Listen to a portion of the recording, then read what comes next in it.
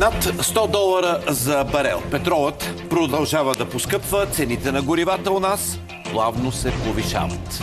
Да, все пак да имаме предвид, че това ще се случи след известно време, тъй като цената е от днес дигната, а тази доставка на скъп нефт ще бъде след 2 седмици. Иран има нов аятолах.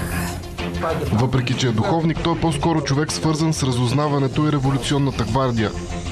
Нова ракета беше свалена на Турция. В първия ден на раздаването на пенсиите, протест на пощите, настоявания за по-високи заплати имаше и в транспорта на Варна. И нови жалби за високи сметки за токи за февруари. На този фон какво е развитието по сигналите за януари? Малена Замфирова претърпя тежка операция в понеделник. Ще ви разкажем какво е състоянието й.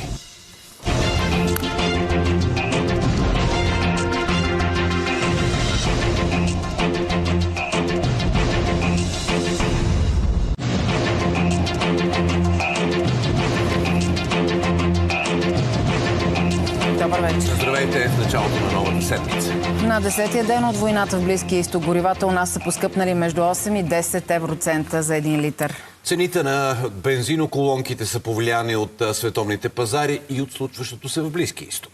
Там движението през Ормузския проток продължава да е блокирано и това доведе до цени от над $100 на барел, каквито ние не помним от 2022 след началото на войната в Украйна.